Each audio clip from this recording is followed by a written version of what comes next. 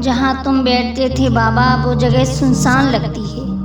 बिना तुम्हारे मेरे बाबा ये घर वीरान लगता है।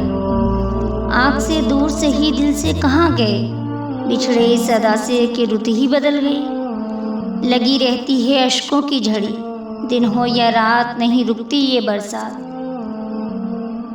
हम तो कुछ देर हंस भी लेते हैं मगर ये दिल हमेशा उदास रहता है।